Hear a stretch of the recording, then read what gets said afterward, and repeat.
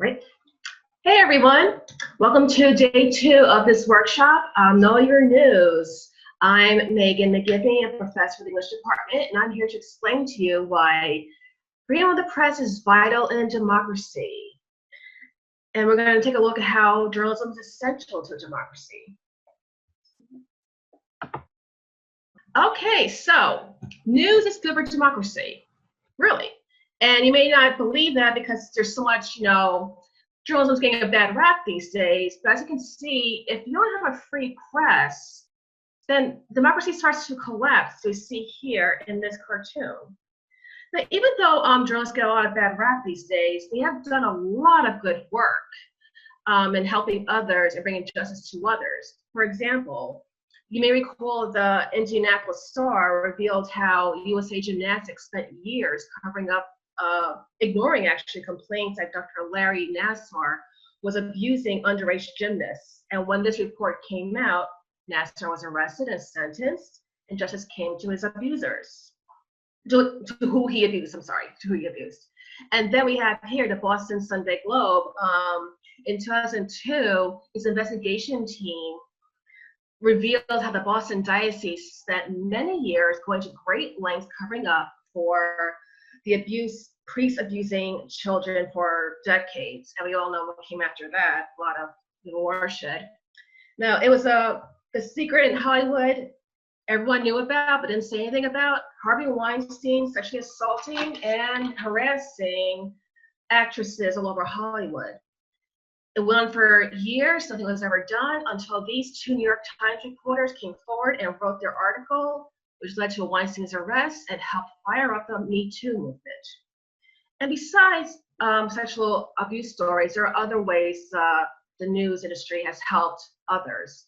Investigators, reporters have exposed injustice. For example, ProPublica, a very well-known investigative news site, they did a story recently about a teenage girl in Michigan who was arrested for not doing her homework, and that led to she was in juvenile detention, and that article led to protests, which led the judge to set the girl free. And also a couple years ago, the same website, ProPublica, did a story about how Chicago schools still have isolation rooms to this day. Even local news have helped their communities. The Baltimore Sun ran a series of articles a couple years ago about Mayor Pugh and her financial corruption, which led to her resignation. The Star Tribune in Minneapolis did a story a few years ago about how the disabled were mistreated, and that led to reforms in treating the disabled in healthcare.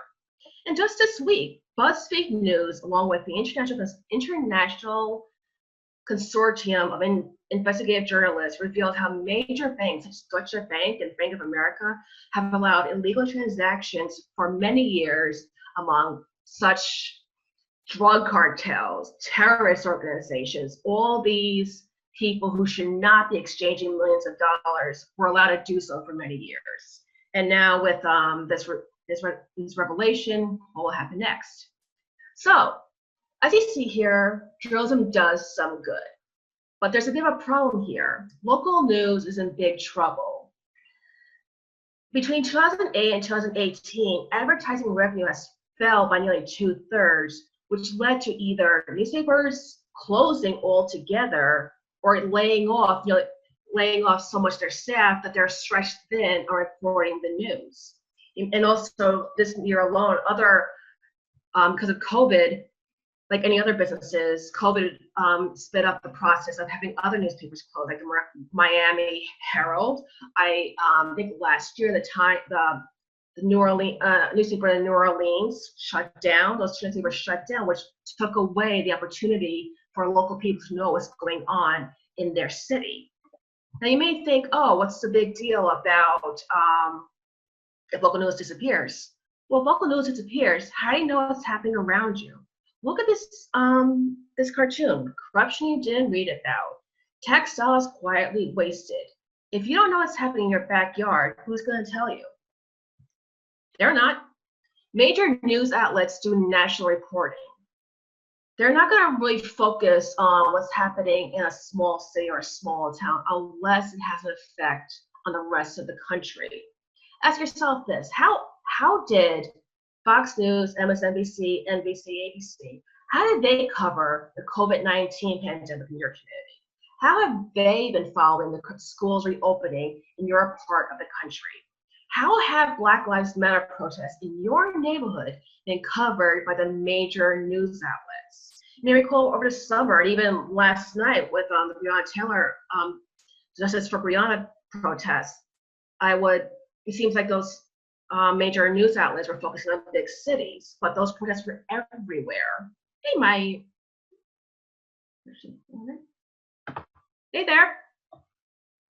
Okay, so that's why it's important to have local news, because the big guns are not going to pay attention because it doesn't affect the whole country. They won't cover it. And how would you know what's going on how can you make decisions on your community if you don't know what's going on? What can you do if you don't know? How can you choose a political representative to represent your district or your state if you don't know what's going on in your area? So that is why Walter Cronkite said it best. Journalism is what we need to make democracy work. If you're not informed, you can't make decisions to help democracy work. Now, some people may say that journalists have no ethics or no bias. The truth is, there is a code of ethics with journalism. And as you see here, they have an ethics, a code they must adhere to, and many journalists do abide by it. Most of them do, and they do stick with it, and the editors that work over them also stick with it. And there's more. Ethical problems are always addressed.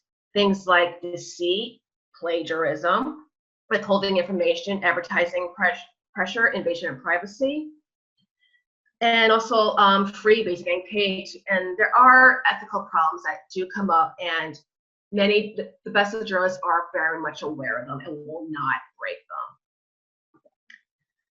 Reporting isn't easy. Aside from being the targets of criticism, if you're a TV reporter and you have people making faces behind you while on a camera, there's other aspects to journalism that is actually dangerous. More than 1,000 journalists have been killed since 1992, covering war, politics, or corruption. As of the middle of this year, 248 journalists worldwide are imprisoned. China, Turkey, Saudi Arabia, and Egypt are the ones who do it the most. The United States ranks number 45 in the 2002 World Press Freedom Index. And there have some who have died for their work. They include Wall Street Journal reporter Daniel Pearl, who was killed by Al Qaeda in 2002, Marie Colvin, who wrote for the British Sunday Times, lost an eye in Sri Lanka in 2001, and then in 2012 was killed covering the war in Syria. And you probably heard Jamal Khashoggi, the Washington Post reporter, killed in Turkey, likely by the Crown Prince of Saudi Arabia. In Russia, dozens of Russian journalists have been killed for criticizing Putin over the years, especially the last 20 years. James Foley, a former journalist, was kidnapped by ISIS in 2012 and then beheaded by ISIS in 2014. And then a couple of years ago, the Capital Gazette newspaper in Annapolis, Maryland, a gunman shot up the newsroom, killing these 5 staff members and injuring 2 others. So journalism is a dangerous job. It's not easy. It's not a walk in the park. Really, it isn't. Most journalists are not paid much for the work they do and the risks that go with it. You may think, oh, they make so much money. Well, maybe the ones on TV do because they're on TV. But most journalists in newspapers, websites, even podcasts, and even the local news, they're not rolling in dough. They are paid less than you expect. So why do they do it? They do it for the passion to hold those accountable and to inform others. They love what they do and they care very much for what they do. So democracy can survive. So what do you guys think? Any questions?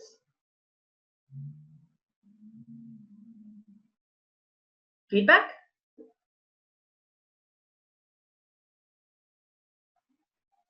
Jennifer, how about you? there was something that I was going to say and now I lost it. So I'm hoping it'll come back to me in a second. I think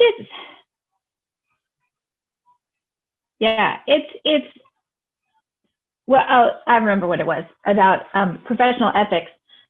Just sort of an anecdote about that is that I ran into my neighbor in the laundry room of our apartment building, and we were talking about how we're feeling about the current political situation. And she said, "Oh, I just wish I could do something." And I was like, "Oh, well, you can donate, you can phone bank, you can do all these things." And she said, "No, I'm a journalist. I can't do any of those things because in order to maintain professional ethics and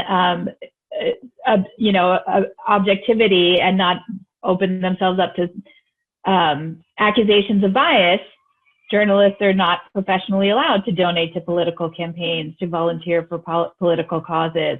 And I had never thought about that, and I was really struck by it. Of like, oh wow, yeah, that it makes sense why that is not allowed in their profession. And she's not a political journalist, but she's still abiding by those ethical rules. Mm-hmm. Yes, they're not allowed to display any bias like that by donating to like a political campaign. They're also not allowed to protest. They can't join in on the protest unless they're covering it. Their job is to observe and report, not take part. So they want, even if they wanted to, they couldn't. Megan, you're really breaking up. Oh, I'm sorry. Am I better now? Okay. Did you get what I said a few minutes ago? Okay. Okay. I was saying if journalists really did want to protest like last night, they couldn't. They had to report, observe, not get involved. So even if they wanted to protest, they can't. Speaking of which, but the Black Lives Matter protests over the summer, a lot of journalists were actually arrested and they shouldn't have been. There was a case last week in Los Angeles. There was a protest going on, and a journalist was arrested. She was thrown on the ground, had the knee in her back, saying, "I'm a journalist." She was saying, "I'm a journalist, and she was arrested anyway. And that's not supposed to happen, by the way. There have been cases of CNN reporters being arrested covering Ferguson and other protests. Well, less than being arrested, it actually was happening during the Oregon wildfires. There were journalists that were trying to cover it, but because of misinformation about Antifa being the ones starting the fires, people with guns were stopping the journalists on the road and saying, "Turn around, you're not coming into our town, you're Antifa." So, we're going to be talking about some misinformation and bias next week in our next session, but that's just another example of how, unfortunately, misinformation is being used against journalists, preventing them from doing their jobs. Mm-hmm. Yeah. I remember, speaking of firefighters, it reminds me of when James Foley was killed. People were saying, why did he go? Why did he stay in Syria? Why did he keep working in Syria? And his parents were like, that was part of his job. He was like firemen going to burning houses. That was his job.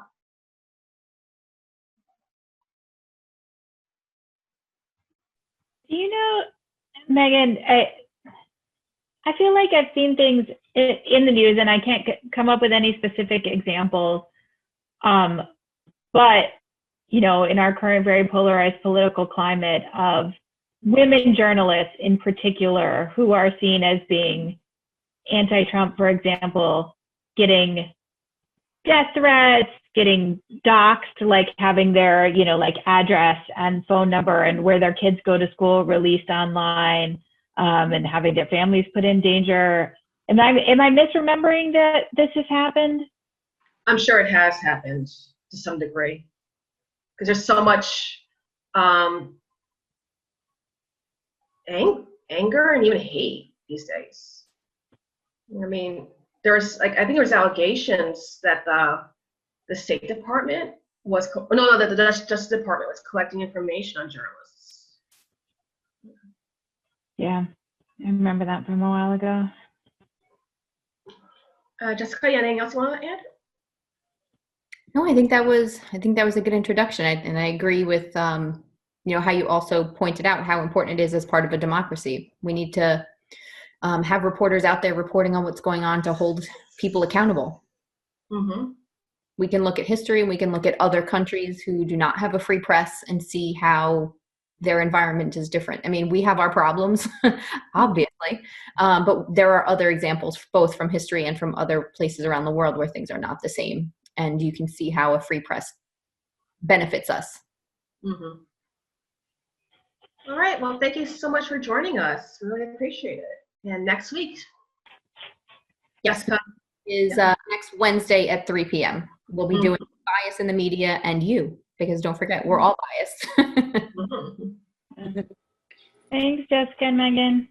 You're welcome. Thank you.